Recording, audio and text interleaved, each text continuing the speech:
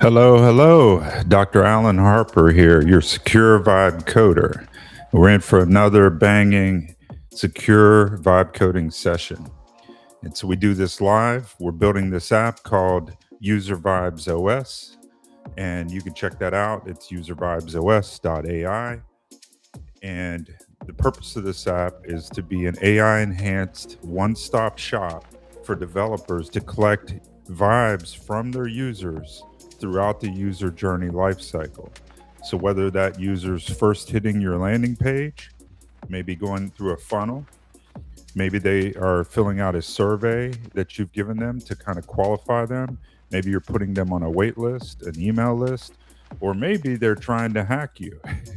All right. And you want to pick up those alerts, or maybe they have feature requests for you or bug reports. All of this is what we are here to do.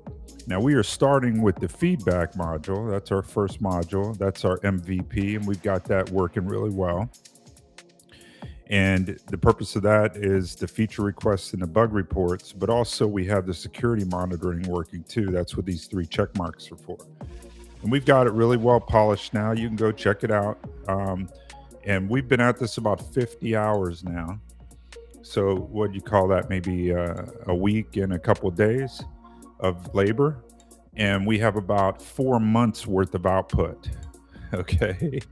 Now we've spread those 50 hours over about 2 months, because we just go about an hour a night. And I took some time off for Christmas. And so we're just taking our time. But the point here is to kind of show you guys that, yeah, you could do this too, part time. You don't have to quit your day job. If you got an hour, hour and a half each night, you could be chipping away at this. Okay. And you could do the same thing that I'm doing. So we are vibe coders, but we're also secure vibe coders. All right.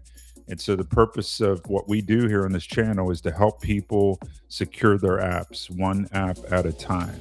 That's the mission I'm on, is to help secure the world one app at a time.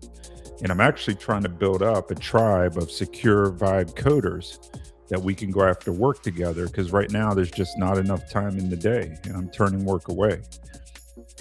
So more on that later. But if you're interested in me, then check me out in that free mentoring group in that QR code above my head or link in the description. And you'll find out about my mentoring group, where I have about 8,000 mentees that are all working toward AI and cybersecurity. All right. And so we are working on that. And inside of my free mentoring, you'll find a lot of free training. You'll find support. I'm dropping value in there daily. You'll also find access to my Secure Vibe Coding Masterclass, where I cover these basics that we're doing here, but much, much deeper. Okay. You also learn about a tool that I developed called a Secure Vibe Coding OS. The purpose of this, you can find it out on GitHub or link in the description. Okay. The purpose of this is to be a secure starter. And it's a starter kit for Next.js. So that's the most popular web platform. And so I've developed a secure starter kit for you. All right. And it has billing and it has subscriptions and it has users, and all of that is handled for you, and all the security around that. And very importantly, it has this stuff here in the heart of it that I call the security batteries. Okay. Security batteries are installed. Okay. So right out of the box, this thing is secure. And it's your job then not to mess it up and to break the security of it. Now, to help you with that, I've given you a number of Claude skills. We use Claude Code. It's our tool of choice. I've given you a bunch of skills so that you can use within Claude Code, and they will help you keep it secure. Okay, so we do secure prompting, meaning that like we use certain keywords whenever we prompt, and that will invoke these security skills. All right. And so you just hang out with me and you'll pick that up. Now, we also, about a week or a couple of days ago, actually about 2-3 days ago, we had an SEO, an LLM SEO optimized blog engine, okay, to the Secure Vibe Coding OS. So download this thing. It's got a 7-step process to install it. It'll probably take you about 15, 20 minutes. And it goes, and I give you all the instructions. I tell you to go to this website, copy paste this API key, and put it right here. Okay. And so we go through all of that. It's been used by many people. It works. Okay. It's the fastest way to get up on a secure platform. All right. And then you can go from there. All right. So if you've joined me tonight, drop me a chat. Tell me you're here. I'd appreciate it. Say hello. Tell me what you're interested in. Okay. Let's see here. I'll show that one. Okay. Hey, 3Ds. Good to see you out there again, just like clockwork. 3D's been here since the beginning, probably one of the first or second stream I did, and I appreciate him. He's been through it all, but hopefully he's getting good value out of it as well. All right, so here we go. Tonight, what we're going to do is tweak our blogs a little bit, and then we're going to add some more blogs. And I'm going to talk to you about this concept called engineering as marketing. Okay, and we're going to toy around with that. We're going to do some research tonight. Okay, so it's going to be a bit of a slower night, but we're going to do some research. We're going to learn some new things and see what's possible. Okay. All right. So that's the plan for tonight. Again, we've got this app called User Vibes OS. It's a solid app. We've got the MVP working. That's this feedback module. You can check it out up on uservibesos.ai. Sign up for it. It's free right now. Okay. And we have been knocking out this to-do list, like an amazing to-do list here. And it's really strong and solid, right? But recently we added this SEO and AEO optimized blog page. Really proud of that. And again, you can pick that up on the Secure Vibe Coding OS, that link in the description, and you can use this on your own website. Okay. And what we're going to do now is we're going to crank out some more blogs. So what we found last night, well, first of all, let's get our stuff running. Each time I come in, I got to set this back up because anti-gravity's been crashing on me again, guys. I have no idea, man. I don't think I'm doing anything odd or different. It's gotten really unstable lately. I'm telling you, I might have to go back to Cursor. I hear it still crashes occasionally too. I think maybe it's a memory limitation with this Electron app is kind of what I'm thinking. At least that's what I'm telling myself. It's not me. All right. But who knows, man. All right. So I get a couple bash shells going here. First one is npm run dev. Should come up on 3001. Good, thank you. Okay, mpx convex dev. Get our database going. We use Convex. We love us some Convex. I got a tip on that here in a moment. Okay, cd test site. Okay, and npm run dev. Okay, I was up to like 3 p.m. vibe coding last night, or excuse me, 3 a.m. So after our session, I went to work, put like another 6 hours in. Okay, and you guys can do that too. You're much younger than I am. But anyway, I had to catch up on some stuff, and I got a lot going on. I got a lot of projects going on, and the weekends is really when I catch up. So last night I was burning the midnight oil, and I learned something about Convex that I want to bring forward to you guys and share it with you here in a second. Okay, so let's go ahead and get our Claude going. All right, so we are up and running. I think everything's healthy. All right, look, in the bottom of your Claude file, or inside your Claude file, really doesn't matter where, you need to have these couple commands. If you have the Secure Vibe Coding OS, you already have this top one. It says use npx tsc no emit to check for types after each major change. Okay. Then I tell it, do not run build, okay, or anything. I will do that manually. The reason being is whenever it runs build, it breaks all of the caching, and it really screws up your debugging. It might waste your time until you realize what happened. And so I prefer to start my own servers, and I just like it that way, okay? And then I add this command right here. Here's the new one. Use npx convex dev once. Okay, we've been doing that. And then here's the magic. dash dash type check equals enable. And what that does, and these right here, just like, make sure that the errors are shown appropriately. And then what we want to do is we want to check those logs. And the reason being, this is like the equivalent of the MPX TSC for convex. And it does so much more. It does like 3 levels of checks just by you doing this. And I think it's going to cut down a lot on like we code something, and then if it's got something to do with the database, inevitably there's some convex error that we find out about like quickly. And I want to just head that off, right, as part of my testing. So this should help us, and we should see our tool using this now, okay, because we started a new Claude. It picked up that Claude.md. All right. Okay, awesome. Throw in the chat, are you guys playing with AutoClaude or AutoMaker?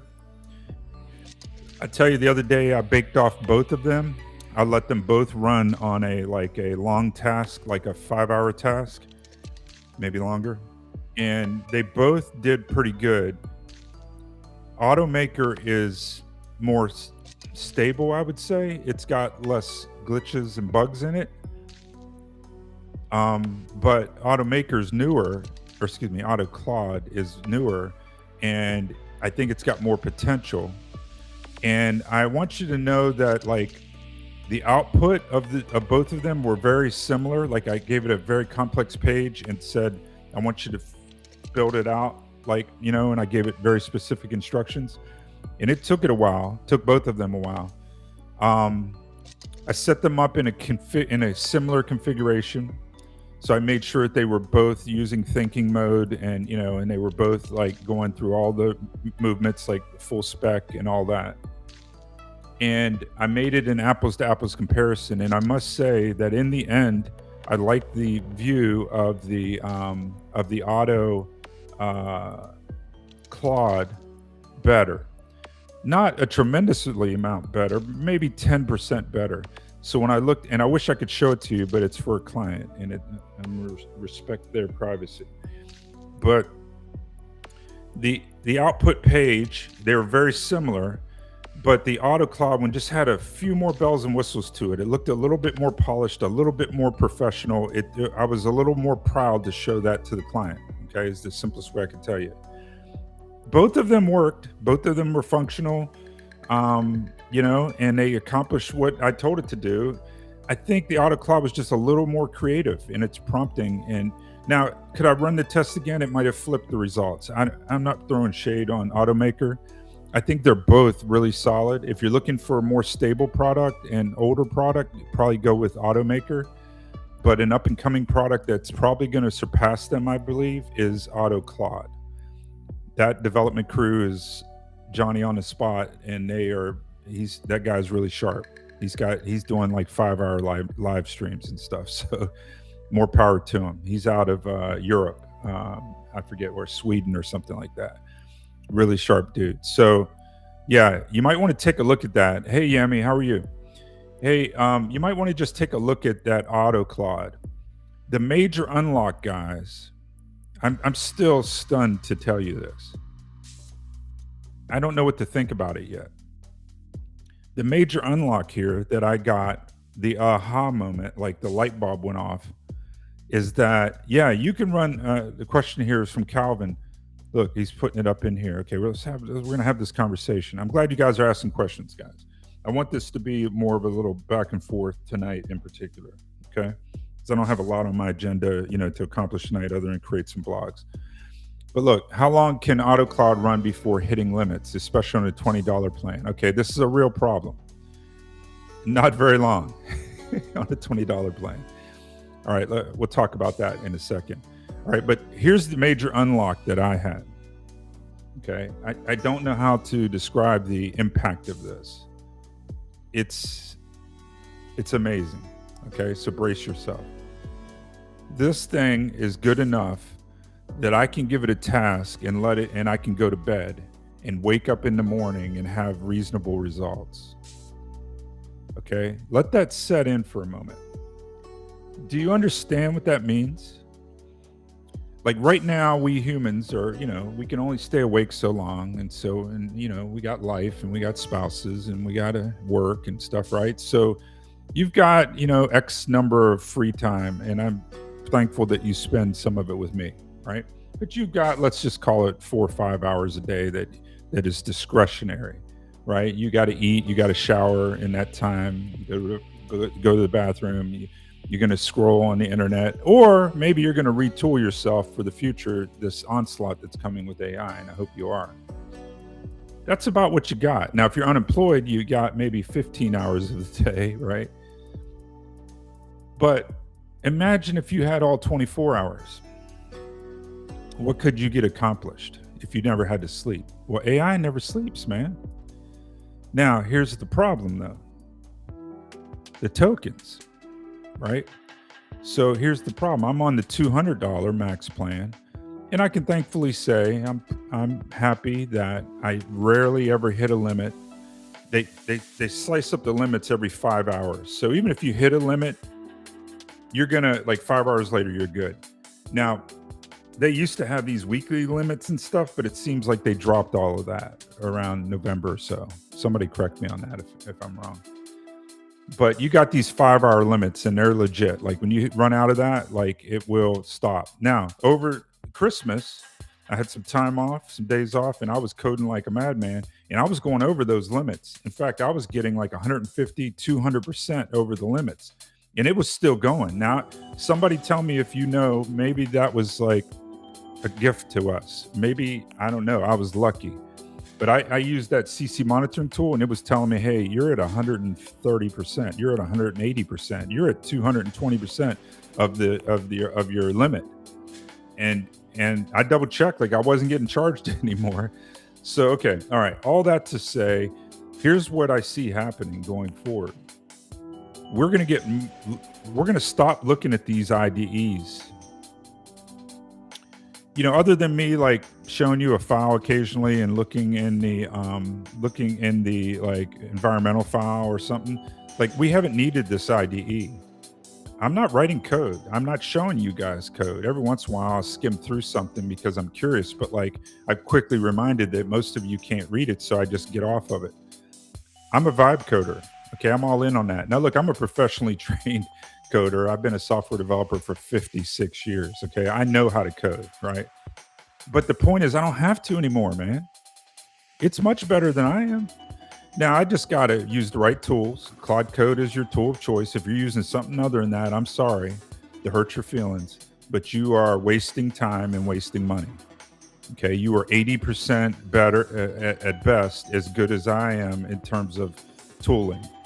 Okay, so I will spend the extra money, and I will get the sharpest sword out there, because I'm going to slice through some stuff, right? And you can hack away all you want, and sit there and spin and go into these loops where you're trying to debug and stuff. I'm done. Like, I'm going to bed, right?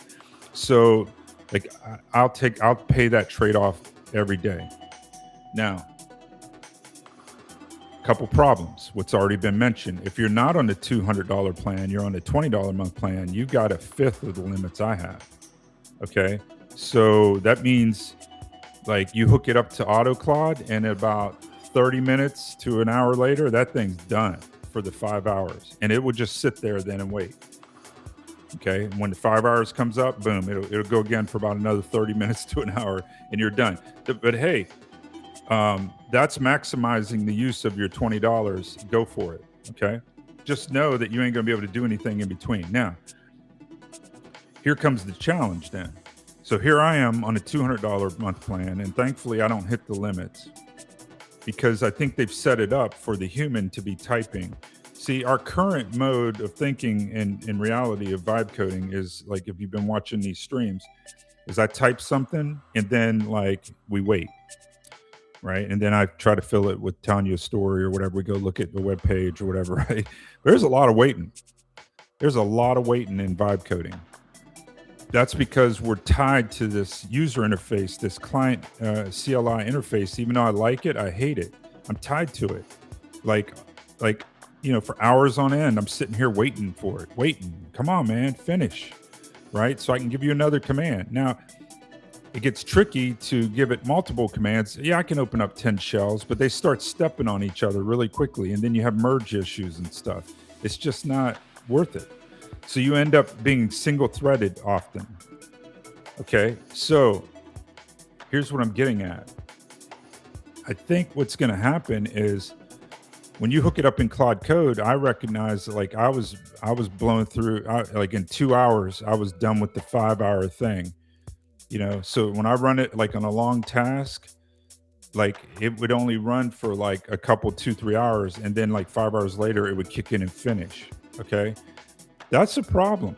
Now their solution to the problem is they will let you put multiple subscriptions in. That's not cheap. I'm talking about another $200 that I got to drop into a subscription. And then if I wanted to do that, I could hook it up in AutoCloud. I didn't see that functionality in Automaker, okay? But it's already in AutoCloud. You can put multiple subscriptions, and they will do a round robin, and they will take turns sending those, and they will monitor it, and they will gauge the usage, and they will pass it around, so that now you get twice the output, okay? Now, you can imagine like a professional shop that is like maintaining, like making millions of dollars a year. They will have 10 licenses. That's just it's you pay for 10 developers or 10 cloud licenses. Okay, I'd take that bet, right? And so we're getting outgunned by those guys, right? And I have no doubt that there are people like harnessing this stuff up and launching it 24/7. That's, after all, why Anthropic put the rate limits in to begin with, to protect us, the little guys, from those highly automated like bots that are just like slamming it 24/7. Now, all right, where does this all lead us? I believe that we're going to do less and less looking at code and more looking at these Kanban boards, okay, like this. Okay, let me find one of them. Where's it at? Nano banana. Okay.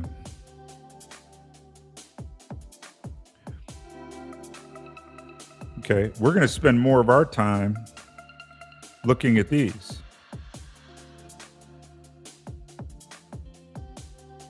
Okay. So the way it works with AutoCloud is this Electron app. You can install it with their installer, or you can do it. You can pull down the GitHub and install it manually if you're into that kind of thing. I just installed it with the installer, just like I do with anti-gravity. It's the same thing, and they scan that binary with an antivirus tool called VirusTotals, and they run it up and they make sure there's no malware that crept into it, like when they were building it. Okay, and then what you do is you just hit this plus sign here and you put your long prompt in there. The longer the better, right? You can put a whole PRD in it if you want. And even if you don't, it's going to create one from whatever you give it. Okay, now we all know in vibe coding, the more detail you can give it, the better. But there comes a limit, right? But not with this thing. You could give it pages of PRD. That's what I did. I fed it a whole PDF that I had prepared. I actually got it off my client. You could consider it a requirements doc. It was like a 30-page PDF that they had already thought through and used like ChatGPT to help them create and stuff. So I just fed it to this task here and then said, hey, analyze the attached PDF and break this into, chunks and execute it. And it did that. What it does, the first thing it does is it chunks it all down into like bite sizes, and then it starts like working that plan. So it'll go to in progress and it'll work that plan. And then when it's done with all those steps, and you can go in and watch the log at any time, but it's kind of boring. You find that, it's doing what you thought it would do. Like, right. So it's like watching water boil, right? So you go on with your life, right? This thing's going to be a while because they solved the long-term agent issue. See, the problem with long-term agents is like eventually you keep compressing and it forgets what you even started with. Well, not in this situation. It's going to stay on task because it's going to set up sub-agents, and each of those sub-agents are going to get their own context window, and it's very efficient at managing those context windows. Okay. And then there's all these layers, like there's this quality control agent that comes behind each of the other agents and says, hey, you didn't do what we told you to do, and it makes it do it again. And so you don't have to sit there and babysit it. Okay. And so you go on with your life, or get this thought, put 10 or 20 of these tasks in here and hit start on each of them. And it will work them in parallel. Because what it does is it sets up a work tree for each one of these tasks. It sets up a work tree, a Git work tree, which is, I believe, a relatively recent thing because I've just started hearing about it like 3 months ago. Somebody correct me if I'm wrong on that. I don't think it's been around very long. But what you do is it sets up these work trees so that they're like instance or parallel mirrors of your Git tree, and it puts it in a folder, and that thing is protected then. And then they have this really intelligent auto merge thing that whenever it's finished, it will merge it in intelligently because they designed it to do that.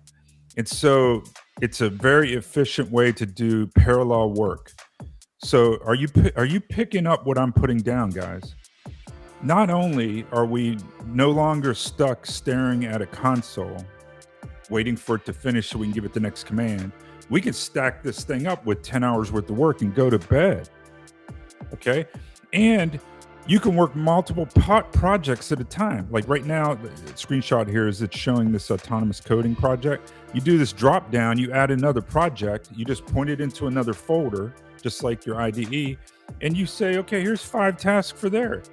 What if you had what if you already had a linear, like I run one of my projects on a linear board, and I have like 120 items in there that need worked by me. But I can, through an MCP, tell it to go pull the next issue off the priority of my linear board that's in my backlog and process it, and it'll start moving it through here. And I come back the next day, I've got less issues in my linear board. Are you guys getting that? So, like, this is a huge unlock. Like, I'm surprised not a lot of other people are screaming about this yet. I've seen a couple people's videos on it, like, and that's how I learned about it, right? But like, the masses haven't figured this out yet. So if you want to get an advantage, like, and like, gap some people, you need to get on with this, right? Now, it's not perfect yet, but I'm telling you, it's better than you sitting there for 10 hours doing it yourself. Now, at the end of those 10 hours, you're probably going to have to, like, debug some things and stuff, but like, you were going to have to do that regardless. So why not go on with your life, go work your day job or whatever you got to do, right? Come home and you had your assistant working for you the whole time, or you had 10 of those assistants if you could afford it. Okay. Man, I long for the day when AI models are cheaper, like even in good, like the open source ones are going to drive down the price of these other models eventually, but they just can't keep up. Like, Anthropic's got billions of dollars of capital already. Like, how does an open source project compete with that? They don't have the data centers, which cost money to train these billion parameter models.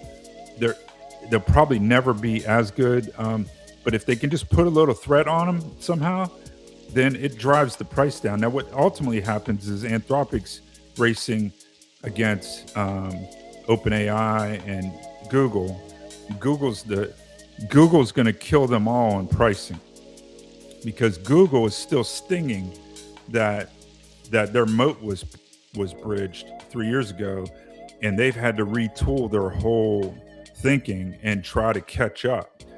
And they've got the advantage of hundreds of billions of dollars that they can just lose money for a while. Hello, have you ever heard of Gmail? Right?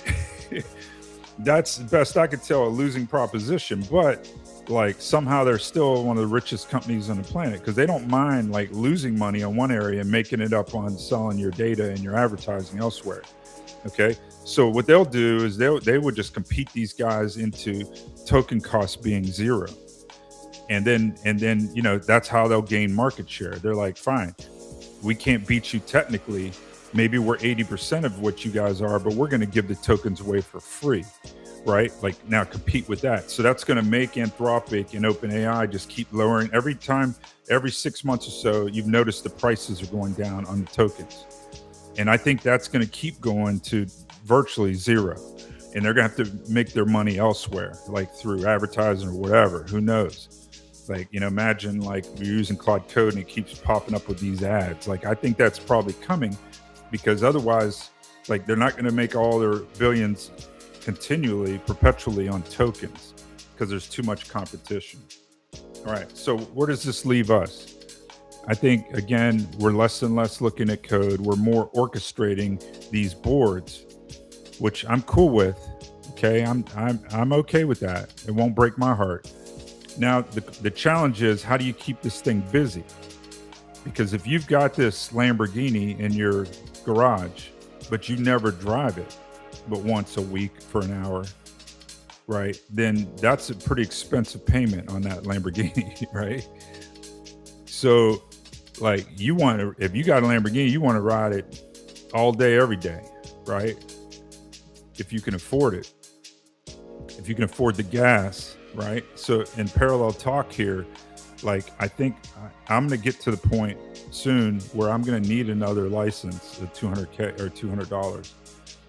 But I won't do that until I can actually give it enough work that I'm maxing it out enough that it's worth it to me.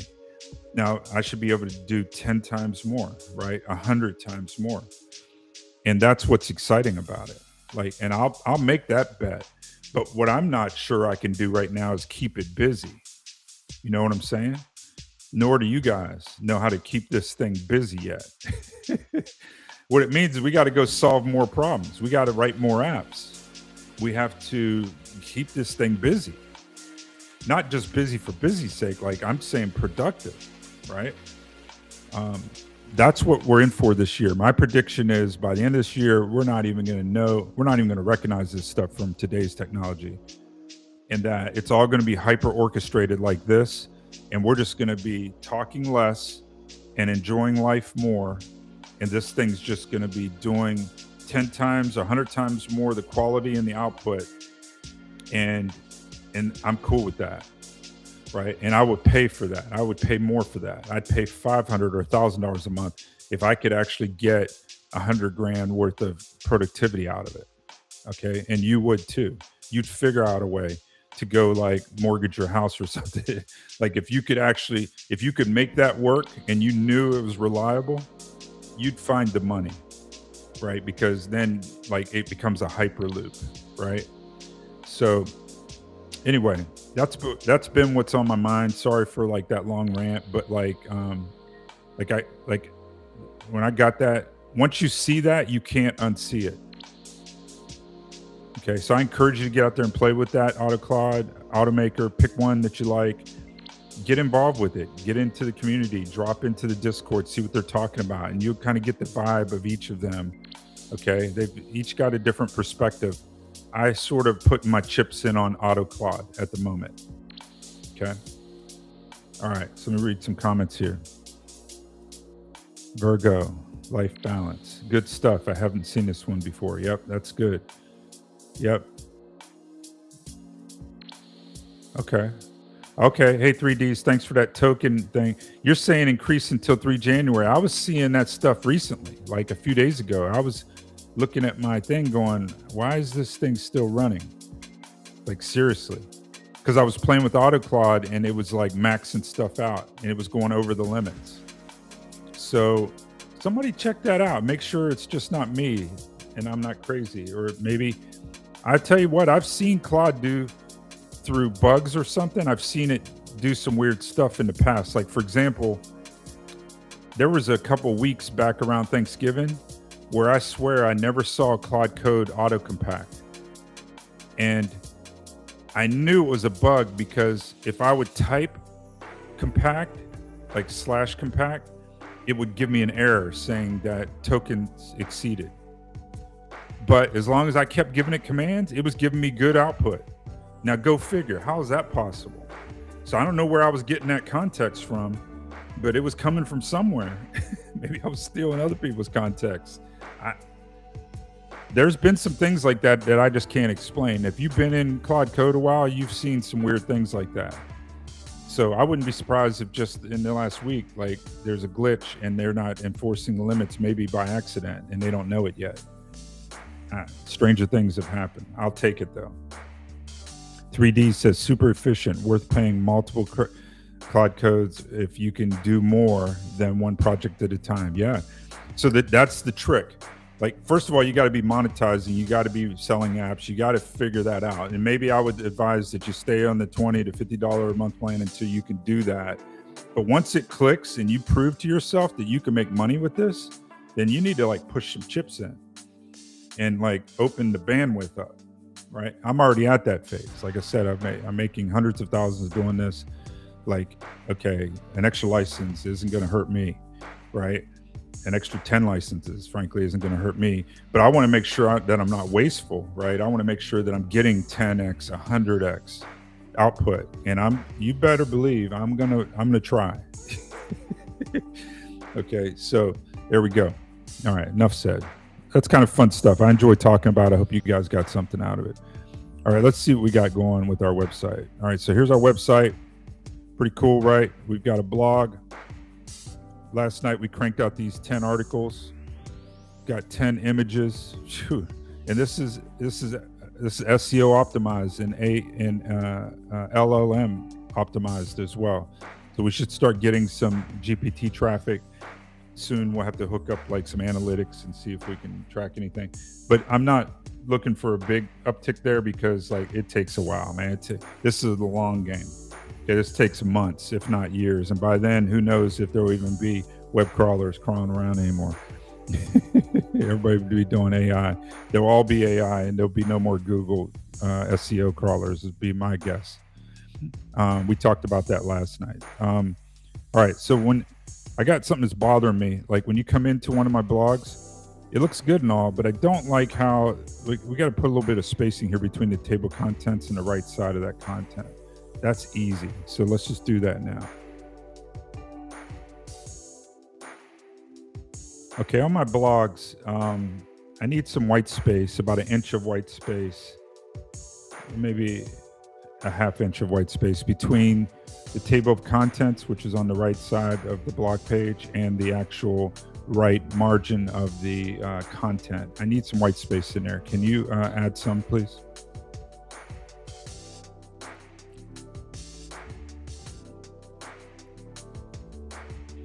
Now, I'm looking at my production site. Let me change and look at the actual local dev site. Okay, and even then, it's not going to show up live because this is a statically generated page. Okay, and matter of fact, let me refresh here and get the image in.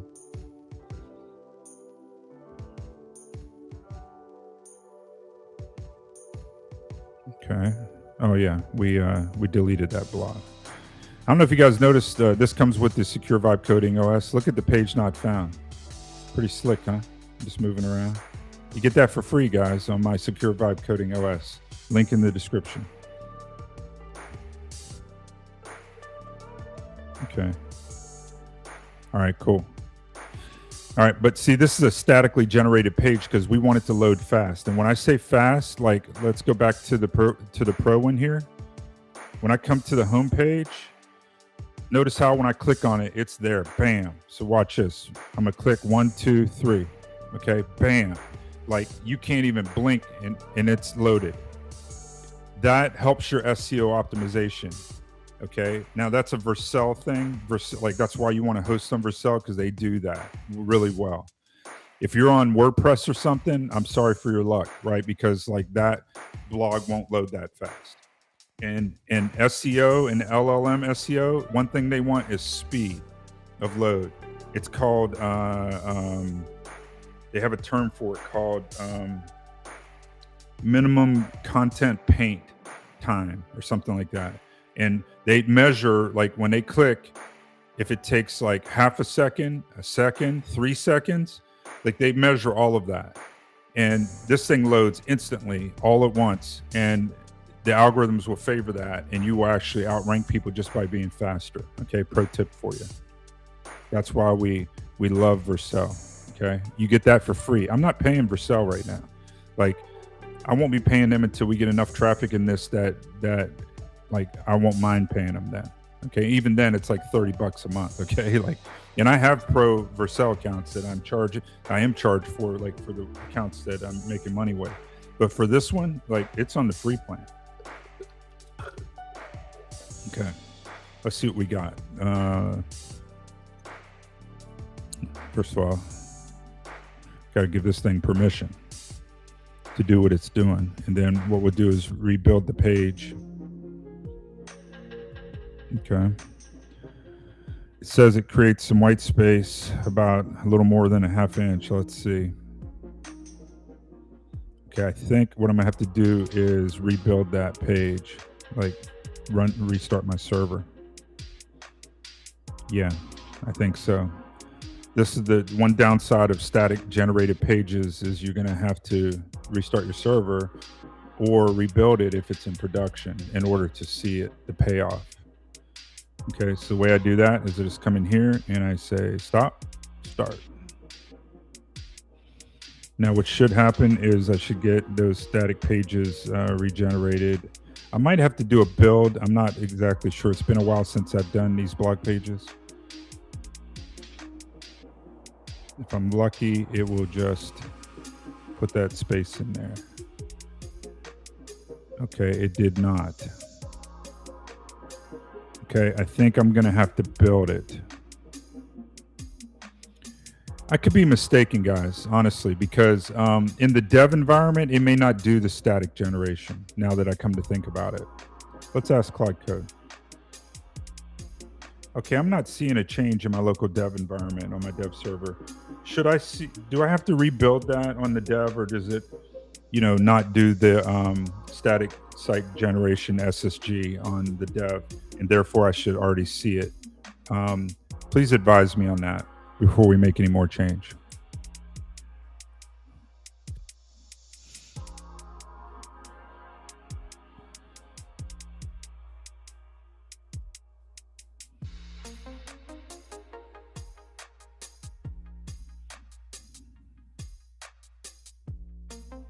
You got any more questions, guys? Pose them.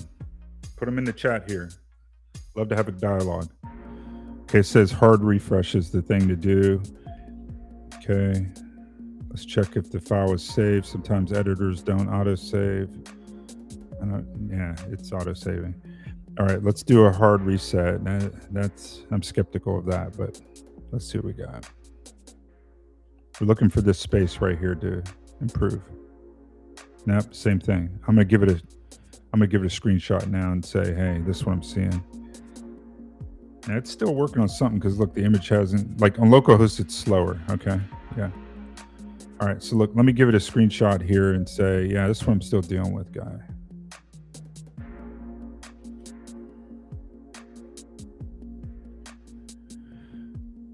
I did a hard reset. The page was saved, but there's no change. So check the change that you made and try something else, I guess. Now, I must say that Claude Code is not the best with Tailwind. And I don't know why that is, because Tailwind is the widest used framework for like spacing and like, visual appeal, the UI. But it struggles to like put spacing between things, and like it guesses a lot, and that aggravates me. Okay. It's still doing its thing. It's thinking about it. It's reading that page. Okay, here we go. What did it come up with? Okay, it says, I see the issue now. Looking at the screenshot, the PR6 on the aside only adds padding inside the element, but doesn't create a visible space. Okay, well then what the heck did you do that for? See, that's what I mean. It just guesses a lot. More so than anything I see it do. Like, it struggles with this UX stuff. That'll get better over time, but it is aggravating. Okay, now it guessed again, I'm supposing.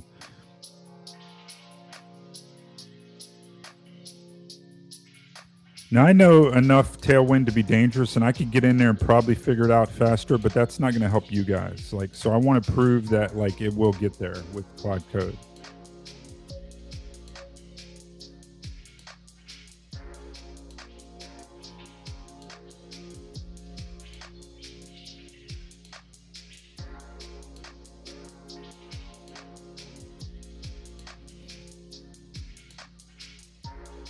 Okay, no change.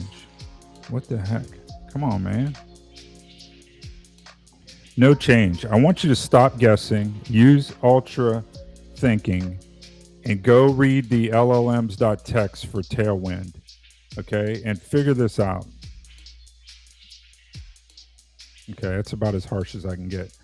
You got to be nice to these things somewhat because they will be in charge someday and they have good memories. So even though they don't remember stuff like in the short term, I think they somehow remember stuff over the long term. I have this feeling. And you don't want to make them too mad.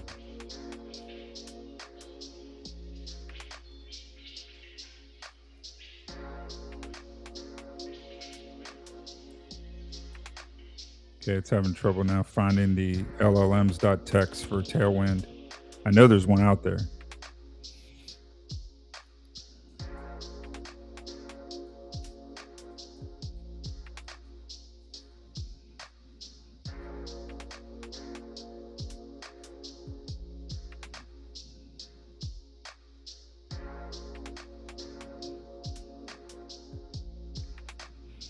CSS is a nightmare, guys.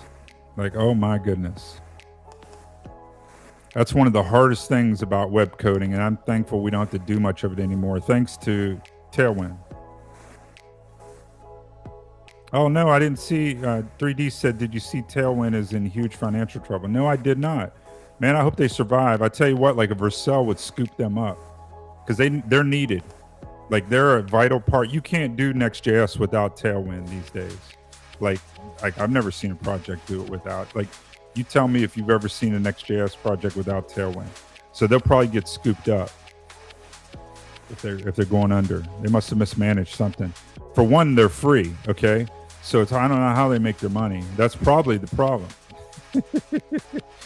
like I've never paid for Tailwind. I don't even think they have a paid plan. Okay, so here we go. It's saying all this stuff, but my experience is don't get your hopes up. Like, it's going to make another change, and it's going to make another change, and it's going to figure it out, and then we're going to do a retrospective and improve our system so that we don't have to struggle like that again.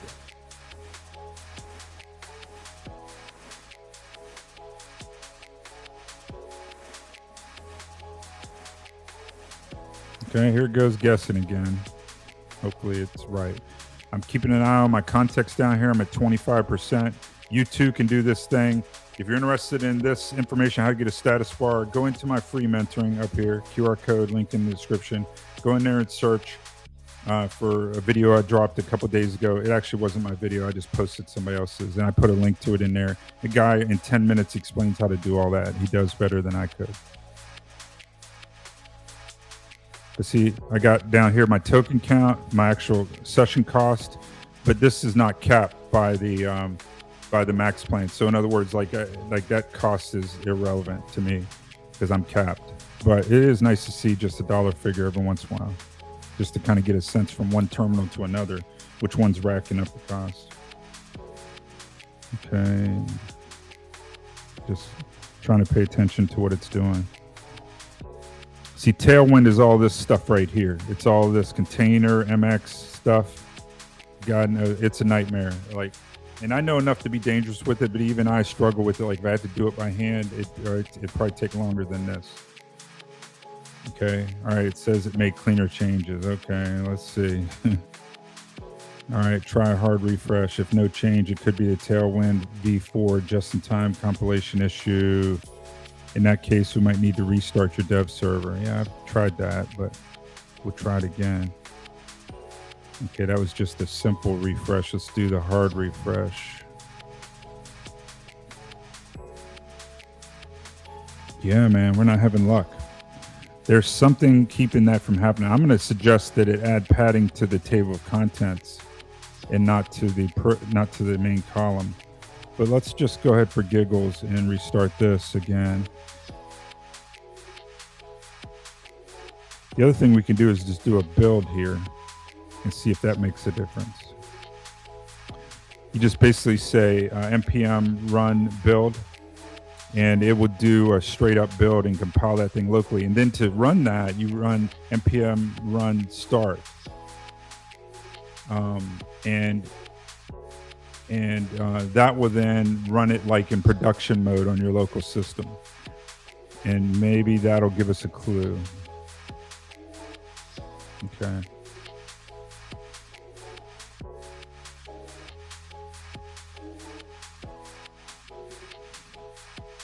We got one more trick up our sleeve. Yeah, looks like a CSS override. Now, what I might be able to do is sometimes you can get a clue on that over here under, where's it at? Under sources, no, elements. And here, sometimes what you can do is look at the computed and you can look for errors. And you guys might be better at this than I am. If anybody spots anything, speak up.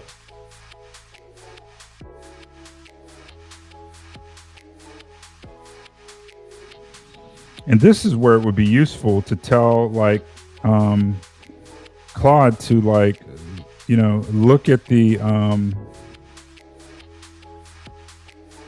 it's not a bad idea to maybe tell Claude Code to look at the console and see if there's an override. Let's try that. I've never done that before. Okay, so Chrome.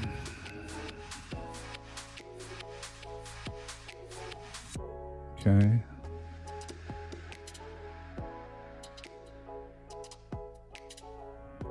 Okay. What it's going to do is install that into a Chrome extension. I already had a Chrome extension in Brave, but anyway, it's going to start a Chrome session here. Okay, and we can add it to Chrome. Add it to Chrome. Add extension. Okay, now it's going back and authorizing it. Okay. This will be interesting. Oh, no, I'm not gonna save that to a key. Try another way. Oh, good night. Security, man. Try another way. Yes, tap on my phone or tablet. Okay, hold on. I never use Chrome, I always use Brave, and that's what the issue is here.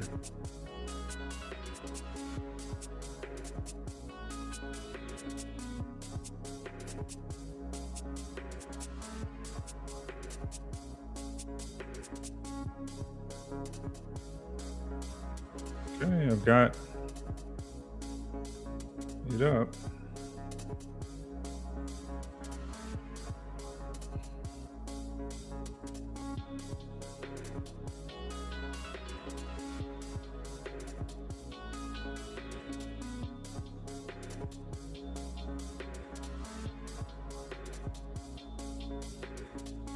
This is getting annoying.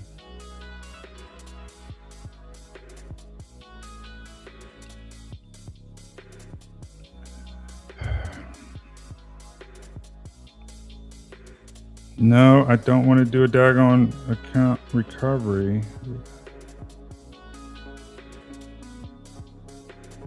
Okay, here we go. Maybe.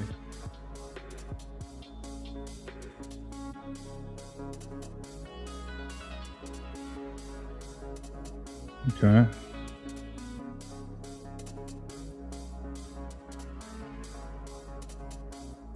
Uh-oh. Oh, God. Looks like I activated an account recovery process. That's not good.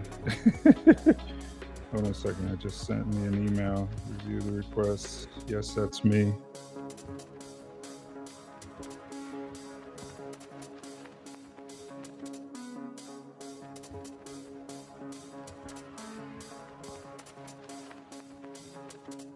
Yeah. Crap. Hope I didn't just screw myself. Oh.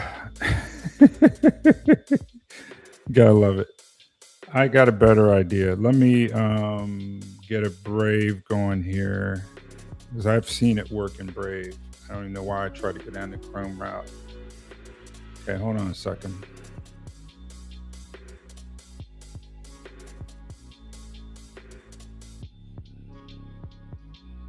Okay.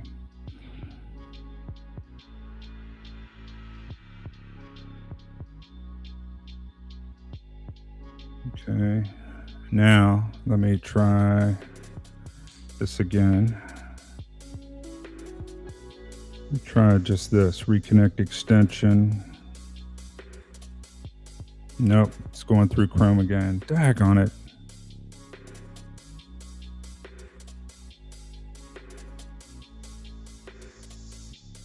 Nope, that's going to be more trouble than it's worth. I don't know. All right.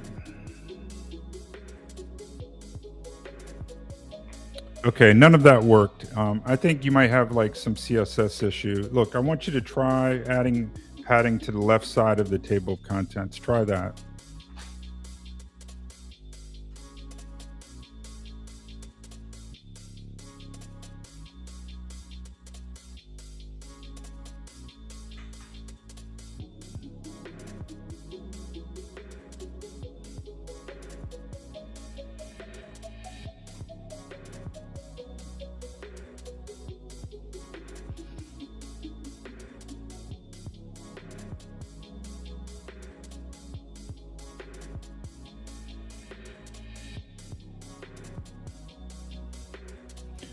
I don't see any errors here. Like normally they turn red, and I'm not seeing it.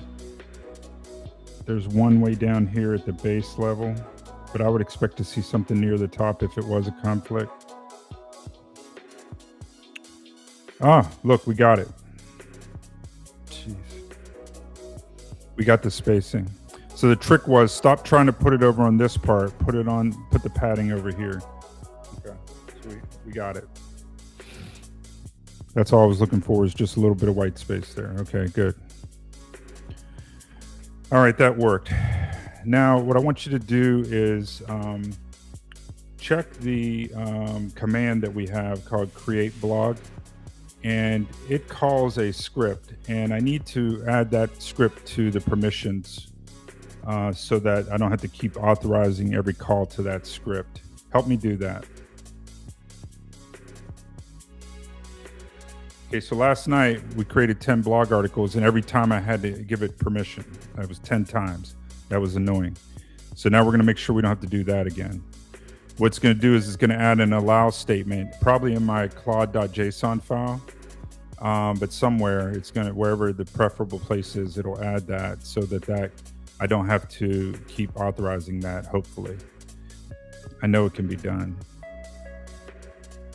Here's the command right here, that node scripts generate image.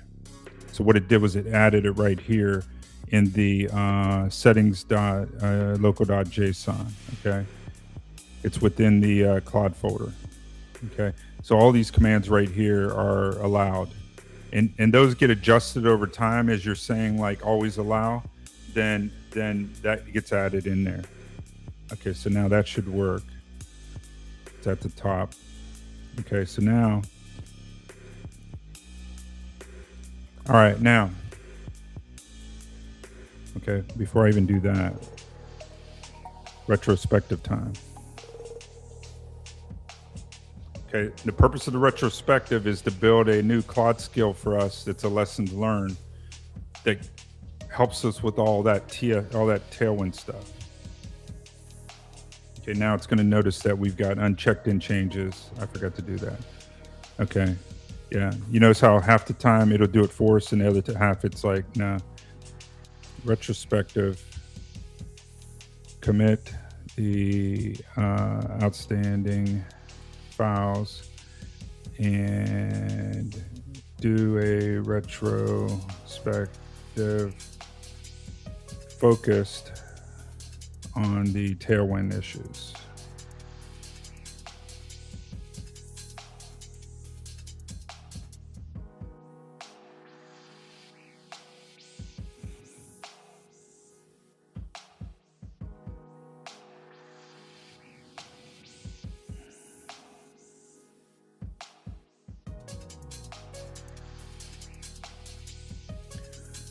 Okay.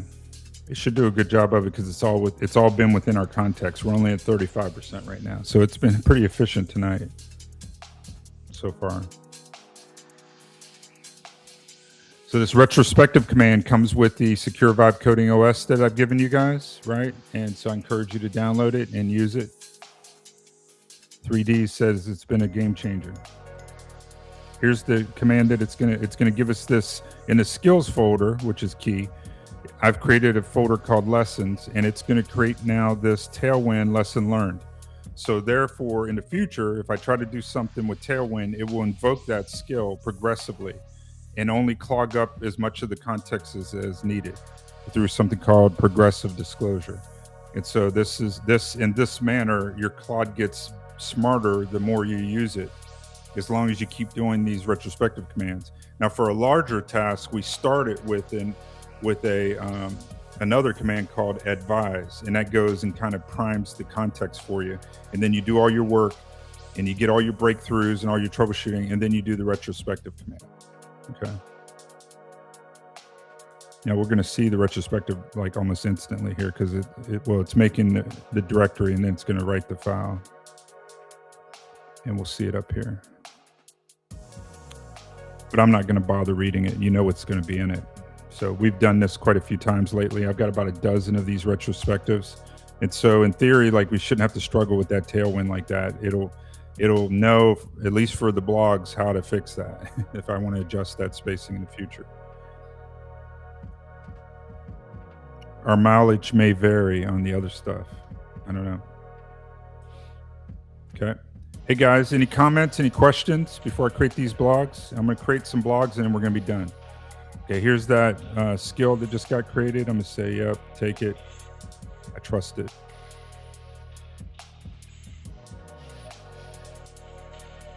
I do want to make sure that, okay, at the top of it, it had the YAML, which it does. Okay, we're good. Okay, so it's going to check that skill in, and then we're going to be ready to create some blogs. All right, so now what I'm going to tell it is, okay, let me think for a second. Okay, I'm looking for 10 more blogs on topics related to what we do with this site. In particular, our new features module, and also our security monitoring. Those are the ones that are done right now, but also the broader context of what we're trying to do with collecting vibes from the users throughout the user journey lifecycle. So you can start to write blog articles about other aspects that we're planning to do there. And I'll send you an image to let you know all of the areas that we look to help users with. But I want 10 good articles.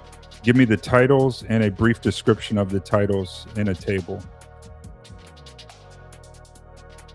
Okay, now watch this, guys. What I'm going to do is go back to what I always do when we kick the video off, and I'm going to, because see, Claude Code doesn't know all of this yet, because we haven't wrote this code yet, but it will here now. Okay.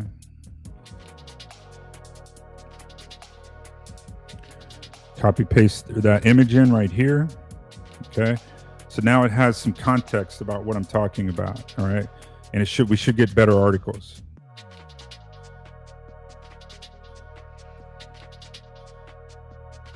I like to do this from within Claude Code. I could drop to my Claude desktop, but it doesn't have that context.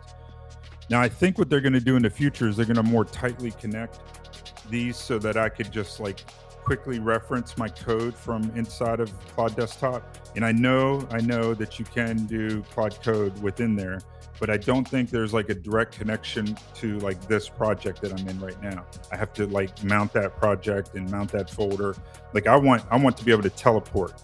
Like I want to be able to do work in here and just open up Claude Desktop, and it knows through the MCP or whatever they got going exactly what I'm talking about. Like if I say, you know, look at my code that's active in my IDE, like I wanted to like immediately have that context without me having to make it smarter.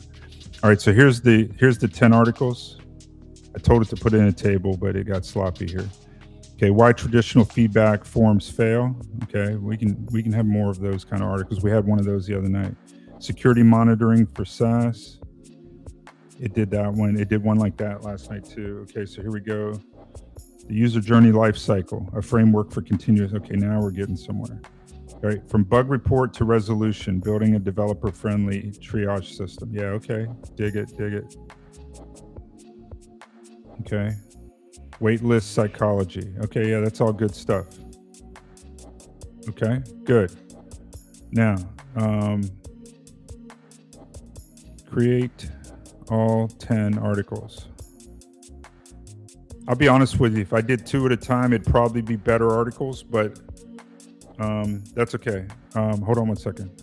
I'm actually going to do this command, create blog.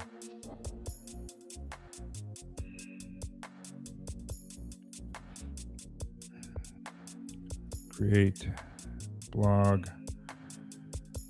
write all 10 of these using Ultra Thinking.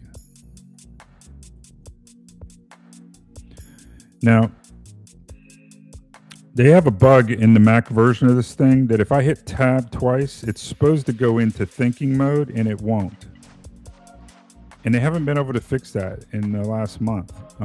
If anybody knows how to make that, like when it goes into thinking mode, it puts a purple line on these headers here. And that used to work like a month or 2 ago, but it stopped working. And I don't know how to invoke it right now, other than to tell it to do like Ultra Thinking here. If anybody knows how to do that, like on a Mac, let me know. I didn't even know there was such a thing as thinking mode until like about 6 months ago. Like if you put it in thinking mode, what it's supposed to do is give you these purple lines, like this line right here. It's supposed to give you that above and below your prompt. And that just is a visual cue that you're in thinking mode. But somehow they broke that and they haven't been able to fix it. I've seen the bug reports and stuff. People are complaining about it. Okay, so here it goes. It's going to create all these. No, I already have a blog images. That folder already exists. Proceed.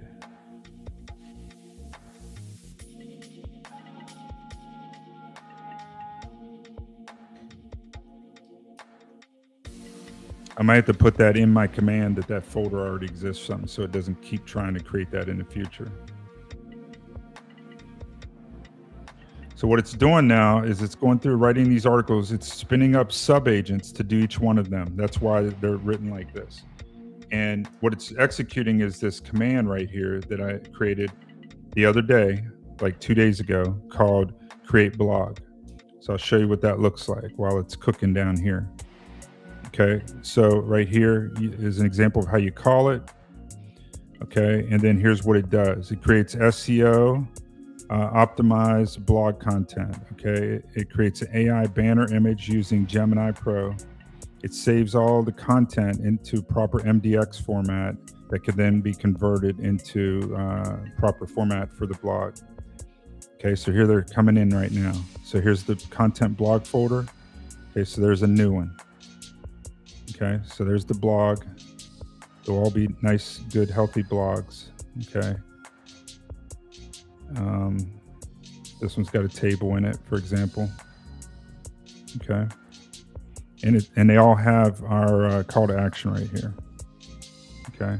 It can sign up. They have various types of call to action, each one of these blogs.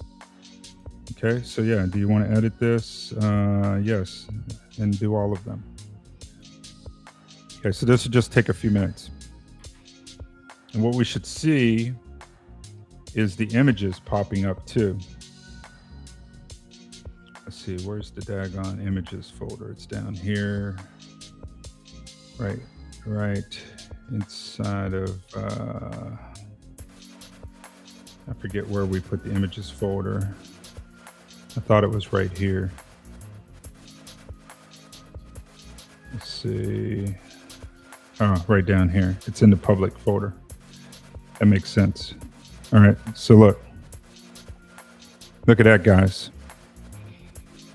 You know how long it would take you to draw that yourself? And just about 3 months ago when Nano Banana, or maybe a little longer, when Nano Banana Pro came out, AI was actually able to start putting text up.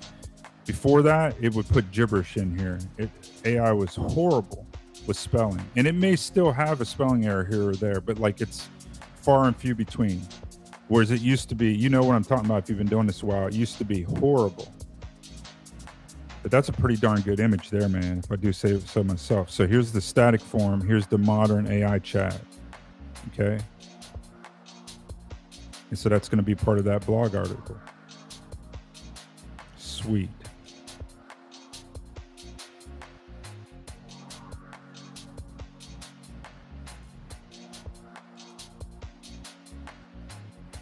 Okay, we're being very efficient tonight. I'm noticing we're only up to 44%, which is almost surprising me. Usually we fill up our context by now.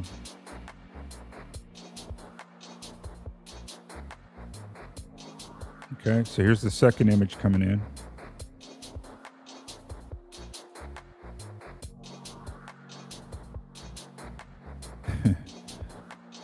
Cyber Sentinel, next gen security blog.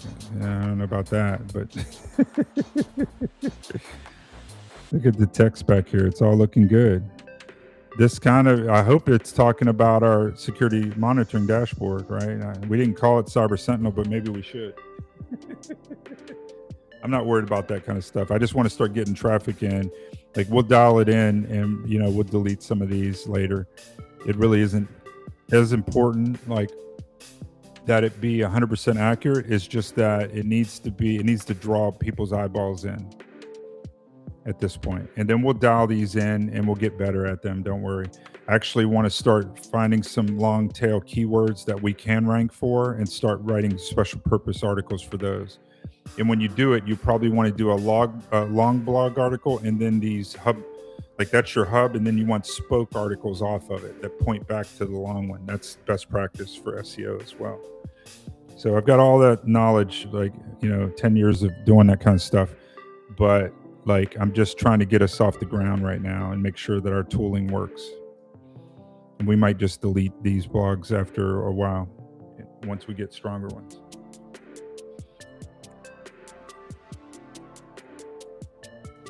Sure beats trying to do it yourself. I guarantee you that. So now imagine, guys, that I feed this into that tool, AutoClad, and I have it cranking out thousands of blog articles like 24/7. And are going into dozens of sites that we set up. Could be powerful, I'm just saying, right? So your mind starts to expand with the possibilities of something like that AutoClad, because that's just a prompt. Instead of saying, you know, write the code, you would say execute this command, you know, once you go research these blog articles. And I'm pretty sure it's good enough to like chunk all that up and do it, you know, and it will give you at that point thousands of articles with images and everything. Now those images cost a couple cents each, so you know you're gonna pay for that. You could even have it make multiple images, and you can come through and pick the ones you want for the article. Like you could say, give me 3 alternatives for each article. And you could do sort of A/B testing if you wanted to. You could even modify the blog so that it does like a round robin, and it has 3 images, and each time it serves one up, it serves a different one. And then you could measure like which one is getting more like clicks and action out of it. And then you could drop the other 2. Okay, so that's pretty advanced stuff, but like all of it's possible. And you could just tell Claude Code to, I could say right now if I wanted to, but I won't. But I could say, I want to make the blog engine do A/B testing, and I want it to be able to rotate through at least 3 images that I'm going to give it. And I want you to be able to like serve those up in a random fashion. Like Claude Code will figure that out.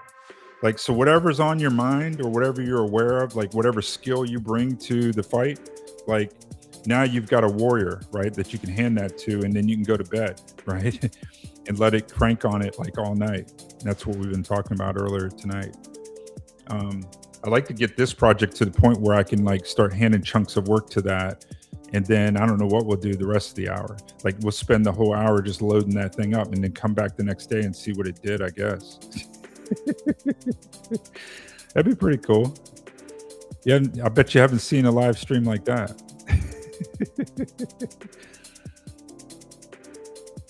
All right. I just want to see these articles post, and then and we'll wind it down. Let's see some more images here. Okay, here we go. Let's look at this. User journey lifecycle, awareness, consideration, acquisition, onboarding, engagement, retention, loyalty, advocacy, re-engagement. Okay. I didn't call it those, but it doesn't hurt my head to that these are all things that we're trying to do. Okay. Report submission, triage, bug submission, okay, in progress, and then bug report card 2, and then resolution. Okay.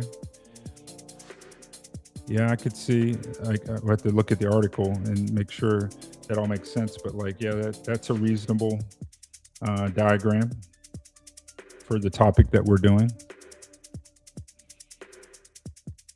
Again, am I concerned that that every word of it is accurate? No, I'm not. The big concepts are important, like the report submission, the triage, the in progress. We do all of that. Do we have a bug report card? No, but who cares? If they come in the tool, they'll have forgotten about that little subtle detail by the time they get in there. Okay. All right, that's all good. Let's go look at what that looks like. Bug report resolution triage. Okay, so here's what that article looks like. Okay. I forgot. We can't preview these because they're in MDX format. We're going to have to just see it on the webpage. Which, by the way, it should be up there by now. Locally, at least. And then when I hit commit, it'll go live. See how easy that is now to publish stuff to your blog? Like, again, if you were doing this on your own, you have to use like another tool like Ghost, or like I've done a dozen different tools. But now we just build these MDX files or let Claude do it and go create the image with Nano Banana Pro. Now, ideally we would edit these and all, but you call this vibe blogging, okay? Traditionally, I would spend a lot more time probably, focusing on each one of these. But at this point, I just want to get them out the door because we're going to do so many of these. We're going to do like hundreds or thousands of these blog articles because we can. But we're going to do them over time. So like each week we'll do, more and push them up. You don't want to just dump 1,000 of them up there because the first time the crawler comes by, it'll go, oh yeah, okay, you're a spammer, and it will just block your site. You'll never get traffic. So you want to drip them in over time like a human would, because that's what Google's expecting. You don't want to surprise Google. If you surprise Google and they show up and you've got like 1,000 articles they've never seen before, guess what? You go into the spammer list and you never come out of it. So then you could add 10,000 and you're wondering, why ain't I getting any traffic? It's because you surprised Google. So the worst thing you can do is surprise Google. You want to act like a human. So a human can push up 10 articles a day. Like, that's not going to surprise Google this day and age with all this technology out here.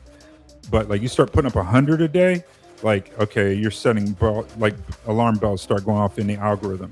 Okay. Like, you start getting like flags. Don't want that.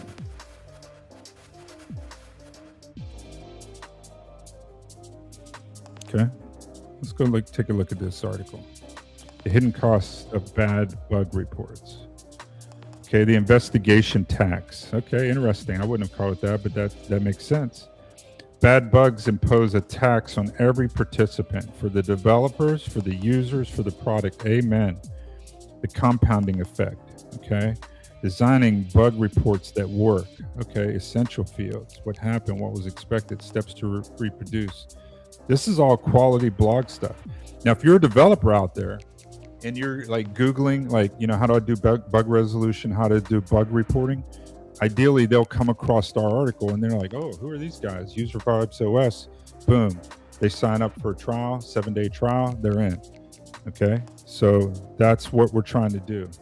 We're just trying to land in people's browsers, or better yet, their chat, like their GPT chat stuff. Okay, so here's what a conversation would look like. I'm sorry you're running into it. So it's empathetic, right? It's just like ours. Okay, here's the user. I'm trying to export my monthly report as a PDF. It just spins forever. Okay, got it. The PDF export of monthly report hangs indefinitely. A few more questions. Roughly how large is your monthly report? Okay, good. Yeah, see, there you go. Very helpful context. It sounds like a regression. I've captured all of this. And then is there anything else you'd like to share before submitting? Now, our bot doesn't ask this question, but we could. This is a good idea. We should probably add that to our bot, right? To be a little more gracious at the end of the conversation instead of just saying, okay, thank you, I got it. You could say, okay, look, I've got enough for this, but is there anything else that you want to share? And let the user say no. If the user says, yeah, I was thinking about this other thing too, then have that conversation too, right? Pretty slick. This is a healthy blog. Look how long it is. Long wins. Like, by the way, and search engines love long content, like 10-minute reads. They like that. Okay. Hope you guys are impressed with like our blogging ability now. All right, look, guys, we're going to go ahead. We've got it. Like, let's see, how many do we have here now? One thing I don't have on here is a count. So I have 3, 6, 9, 12, 15, 18. Okay, I'm waiting for 2 more. They might already be there. Let me refresh. Yeah, I bet you they are. At least one of them is. Okay, so that's 19. There's one more coming. Look here. Stop guessing what users want. Okay, user preferences and vote counts. This is really strong. Okay, here's a summary. Every product team faces the same question. Which features should we build next? Gut instincts and stakeholder opinions often lead teams astray. Vote-based prioritization transforms this guessing game into a data-driven process. Man, it's powerful. Okay, where real users signal what matters most to them. See, this is the value of voting. Now, this whole article is going to be about prioritization and voting. Like, amen and amen. We need like 100 more articles on that.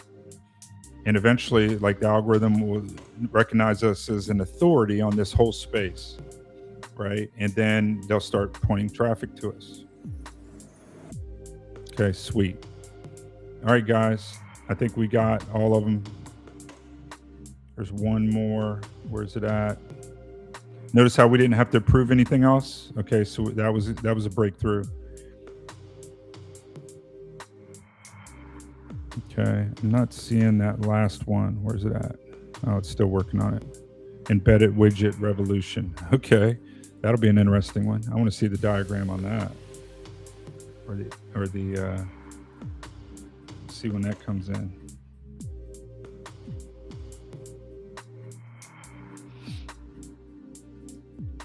That should be an interesting diagram article here. I mean, yeah, it should be an interesting picture is what I'm trying to say. Embedded widget evolution. Okay, here it comes.